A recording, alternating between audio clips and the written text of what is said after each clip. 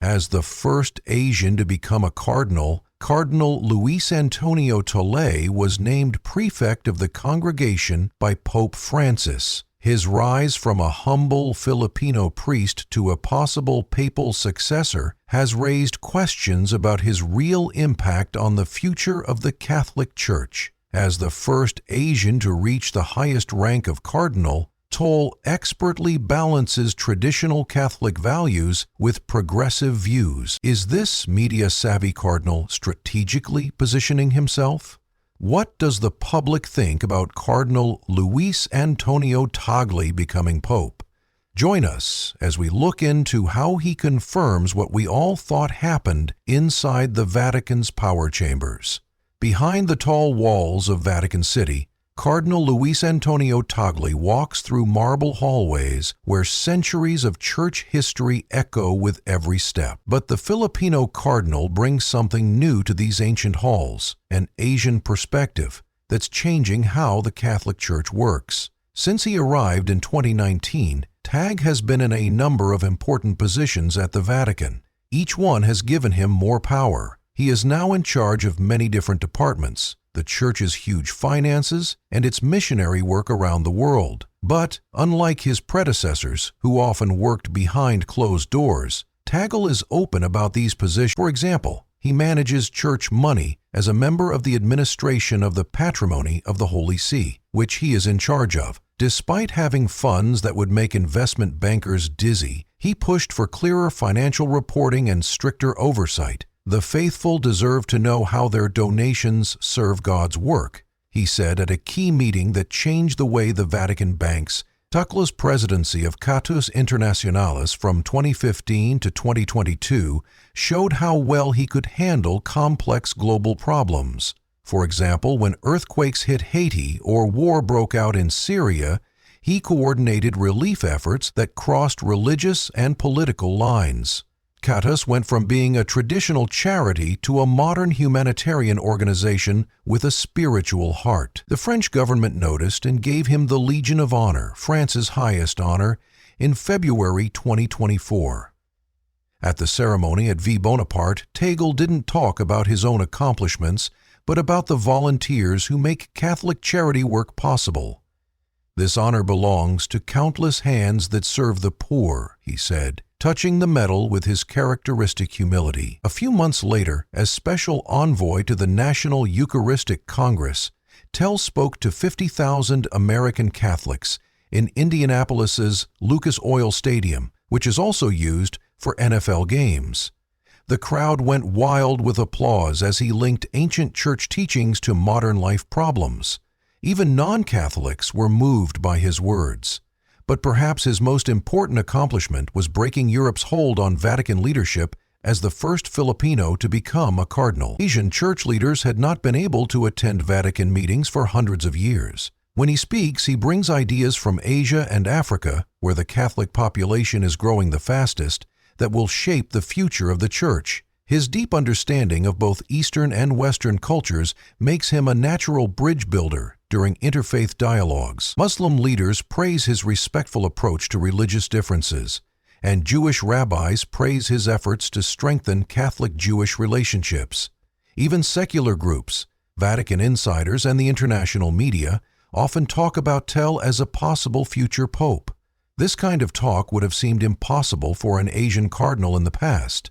But Tagle's spiritual depth, administrative skill, and genuine warmth have changed what many people think is possible. Those who work closely with him say he isn't affected by power. He still stops to talk to Vatican gardeners between high-level meetings, remembering their names and families. Stories say that Tagle's office door is always open to visitors, that he makes time in his schedule to meet with regular Catholics, and that his main goal is to serve people, not power.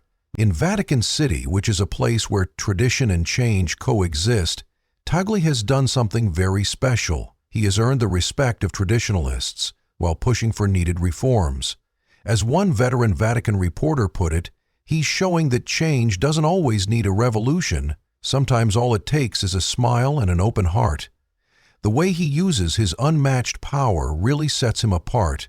How does this humble Filipino priest break centuries of strict Catholic protocol while winning over people of all faiths? Let's find out about the people's cardinal who is changing the church. In the busy streets of Manila, stories spread like wildfire about a cardinal who rides the bus, carries his own bags, and eats with street kids. "He sat right next to me on the jeepney," Maria Santos, a street child, remembers. "I didn't think it was him at first, until he smiled and asked about my family." This isn't a publicity stunt. It's Cardinal Luis Antonio Tagle's daily life. He's been called the Asian Francis because he looks a lot like the current pope. Tagle has created a new way for the church to lead that goes against centuries of tradition while staying true to core Catholic values. For example, he speaks out against abortion and artificial birth control while still supporting Catholic teachings against them. He is surprisingly soft-spoken about issues that usually cause heated debates. "The harsh words we used in the past," he said in a packed conference, "have built walls instead of bridges."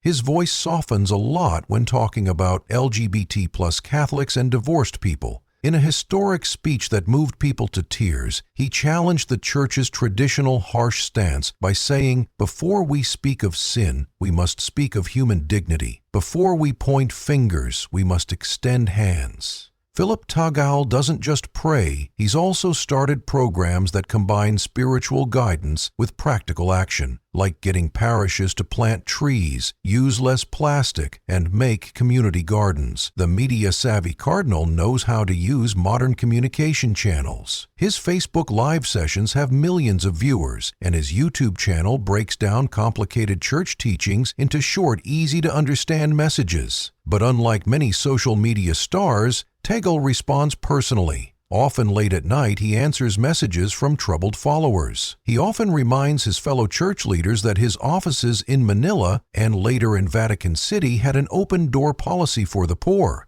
Security guards say tales of him skipping formal dinners to sit with homeless families who came to ask for help during the worst of Manila's urban poverty crisis. Tagle turned empty church properties into temporary shelters and set up kitchens that serve with respect. During a controversial debate about church wealth, Tagle shocked traditionalists by publicly supporting greater financial transparency. "We cannot preach poverty while living in luxury," he said firmly. His leadership style raises eyebrows among some traditional Catholics who prefer the Church's old ways, but stays unaffected by criticism. "The Church must change with the times," he says, "not in its truth, but in how we share that truth with the world." Through it all, Tagle keeps his trademark smile and friendly personality. Whether he's talking theology with scholars or eating a simple meal with janitors, he brings the same attentive presence. As his former secretary puts it, in a world of loud voices, Cardinal Tagle shows that true power lies in gentle strength. One Vatican observer said that Tagle isn't changing what the Church believes, but how it shows that belief to the world. From being a humble parish priest to a Vatican power player, Father Luis Antonio Tagle walked into the sunlit courtyard of San Agustin Parish in Mendes Nunes, Cavite in 1982, fresh from being ordained. The young priest carried only a worn Bible and a strong desire to serve his community. Little did the parishioners know that they were about to become a Vatican power player. We're seeing the first steps of a man who would shake up the traditional power structure of the Catholic Church. His sharp mind and gentle spirit quickly caught people's attention. Within months, he juggled roles as a parish priest and spiritual director for future priests at the Dioist Seminary of Imus. By 1983, he was only 26 years old and had already become the seminary's rector, a promotion that raised eyebrows and expectations. In 1997, Pope John Paul II gave him a hand in the papacy. Tagle worked directly under Cardinal Joseph Ratzinger, who would become Pope Benedict VI, 16th. During heated theological debates, he earned respect not by shouting the loudest, but by listening the hardest. October 2001 was a turning point when he became Bishop of Imus. He broke with tradition by not having a car or any other unnecessary items and often inviting homeless people to share his simple meals. Local vendors say they saw him early in the morning sweeping the cathedral steps by himself. But it was how he dealt with tough situations that really made him stand out. For example, when terrible floods hit Cavite in 2009, he turned churches into emergency shelters and organized rescue operations with the help of volunteers working in knee-deep water.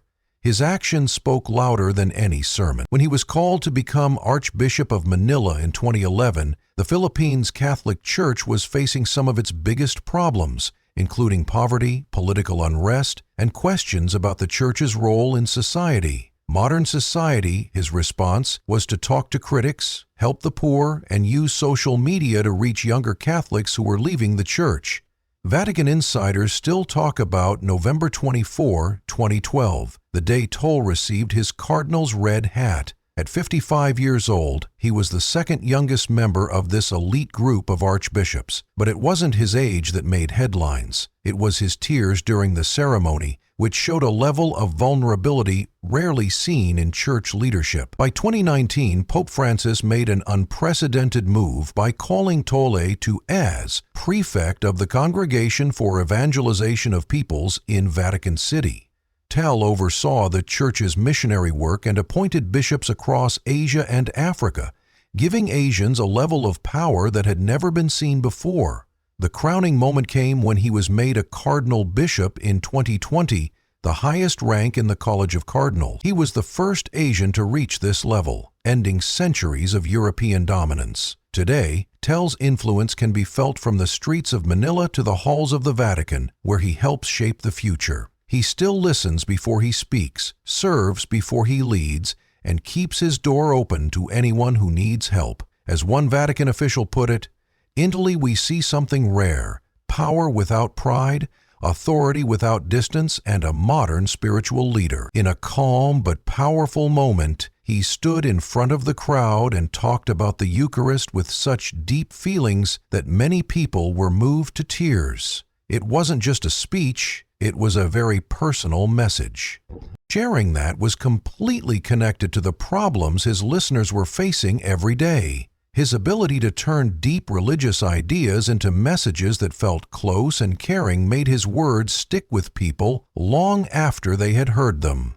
His influence went far beyond the walls of any one church. Through the Word Exposure, a TV show that reached people all over the world, he brought theology discussions right into people's homes. He took difficult religious ideas and turned them into lessons that were easy to understand and useful in everyday life. People felt like he was talking directly to them when he was on TV. He wasn't just teaching them about faith, he was also supporting and encouraging them. His message wasn't just spiritual teachings, he became a strong supporter of social justice. Time and time again, he spoke out against the unfair treatment of those who were marginalized and oppressed. His speeches weren't just calls to action. They were deep reflections on human dignity and the responsibility society has to every word he spoke was carefully chosen and delivered with such conviction that it was hard for anyone to stay neutral. People all over the world noticed his efforts, and many well-known universities around the world gave him honorary degrees as a sign of their appreciation for his unwavering dedication to promoting education, interfaith dialogue, and the bigger ideas of justice and peace. Each degree was a reminder of how far-reaching his work really was. In 2020, his life took a sudden turn when he caught COVID-19. The illness was hard, but his recovery became a beacon of hope for many people who were fighting the virus or had loved ones who were struggling with it. By talking about his battle and recovery, he gave comfort and a sense of unity, putting a face on the pandemic that had killed so many. His survival wasn't just a personal win, it became a symbol of strength and faith in the Hebrewish. He worked hard to build connections between different religious communities at a time when religious divisions and misunderstandings were common. His approach was based on respect and a genuine desire to understand others, which earned him respect from leaders of different faiths. His efforts broke down barriers and encouraged conversations that focused on shared values rather than differences, which is what really made him great. His unique mix of deep knowledge and caring for others made him stand out.